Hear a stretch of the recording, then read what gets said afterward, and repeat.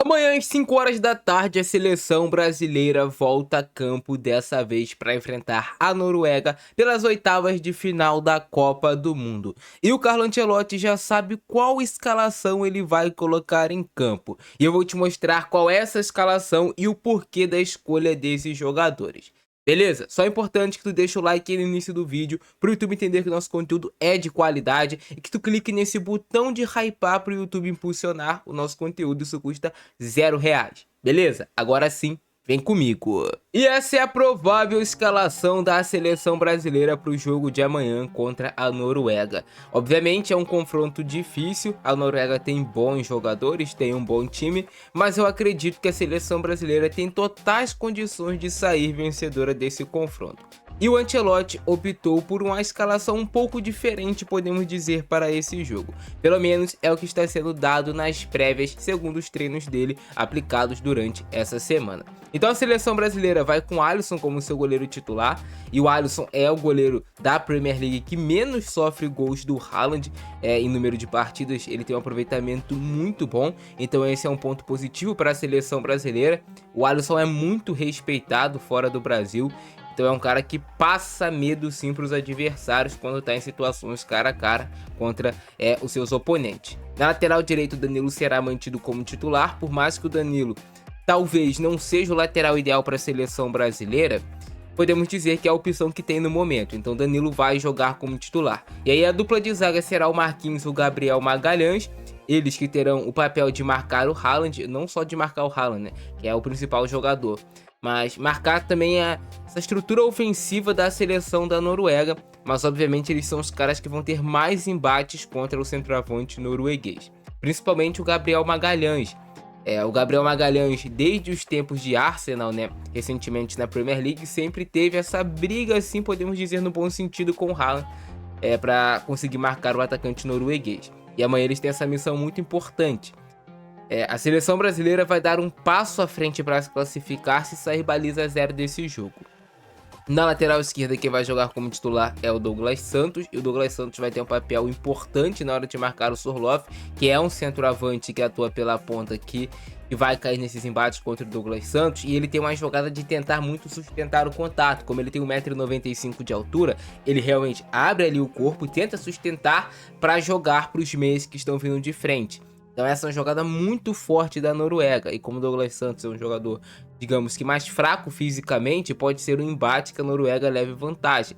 Mas obviamente não é só estatura, não é só força, tem tempo de bola, tem como você conseguir neutralizar essas jogadas também da Noruega. E aí no meio de campo temos as grandes mudanças, né, podemos dizer. Isso porque o Paquetá não vai jogar, ele vinha sendo titular da seleção brasileira, mas o Paquetá se lesionou e só volta em uma eventual final de Copa do Mundo, caso o Brasil chegue.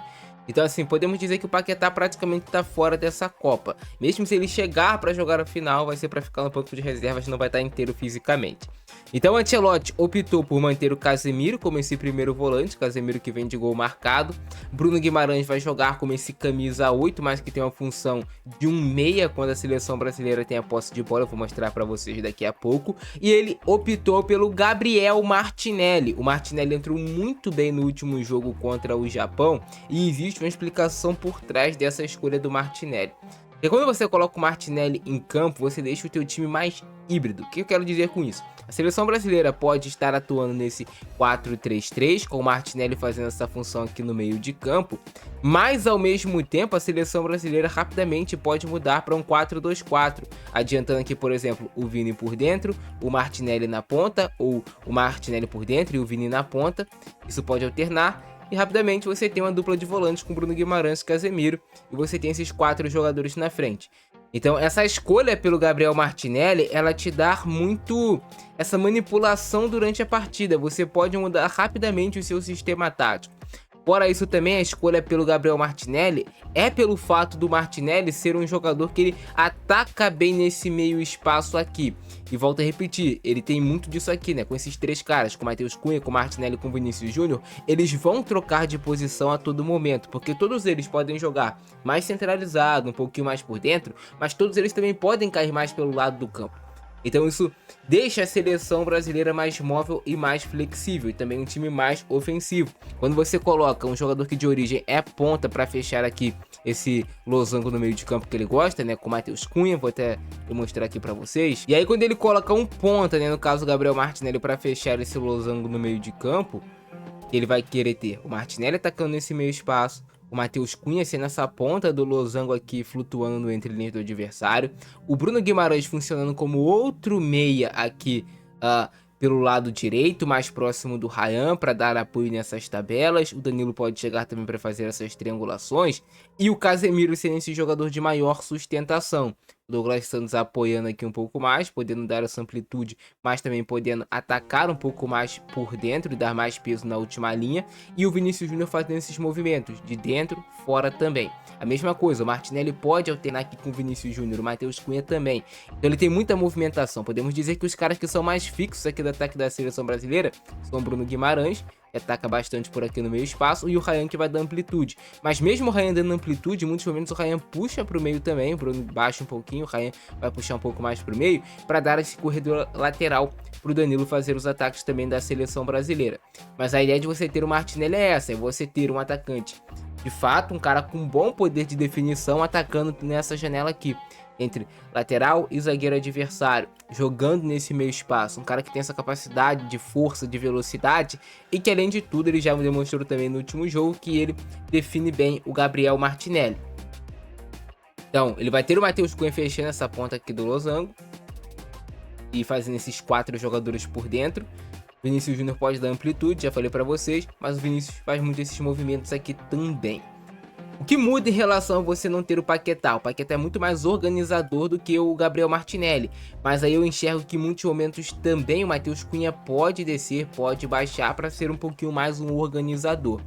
Então, isso pode acontecer na seleção brasileira. Então, eu acredito que pode sim ter sido uma boa escolha aqui o Gabriel Martinelli, até por ser esse cara que vai trazer versatilidade ao ataque da seleção brasileira, se confirmar de fato que o Martinelli vai ser o jogador titular. O que vai ser importante para a seleção brasileira vencer esse jogo? Apoio dos seus laterais. Uma grande mudança que tivemos no intervalo do jogo da seleção brasileira diante do Japão, que o Brasil estava perdendo, e é uma grande mudança que teve para o segundo tempo, foi os laterais apoiando mais. Muitas vezes os laterais da seleção brasileira, o Danilo que nem ultrapassa tanto, mas se tu perceber no lance do gol do Brasil contra o Japão, no gol do Martinelli, acontece de uma ultrapassagem do Danilo. Então tu precisa ter essas triangulações, esses triângulos aqui pelos lados do campo, que também gosta o Ancelotti. Por exemplo, Vinícius Júnior, Martinelli, Douglas Santos. Matheus Cunha se aproxima aqui. Bruno Guimarães, Danilo e Ryan. Matheus Cunha também pode se aproximar por aqui. Então é importante que os laterais subam também, obviamente, no momento certo. E a ideia do jogo, e eu tenho isso na minha cabeça, é que de fato a seleção brasileira vai ter muito mais a posse de bola, vai jogar no campo de ataque, e a seleção da Noruega vai tentar aproveitar, obviamente, momentos que ela tiver a posse de bola para construir, mas muitos lances também de contra-ataque e jogadas de bola parada. O que a seleção brasileira tem que ficar esperta com o Nusa, ponta pelo lado esquerdo, jogador de 1 contra 1, jogador que lá é apelidado de o Neymar norueguês. Então ele é um cara de 1 contra 1, é um jogador rápido, muitas vezes é o desafogo. O Sorloth é o falso lento, né? Um jogador alto que tem a passada larga. O Haaland é um falso lento, é um jogador muito alto, mas que tem a passada larga. Então esse contra-ataque da Noruega, a seleção brasileira precisa ficar esperta. E o segredo para vencer é as triangulações pelos lados do campo, as tabelas.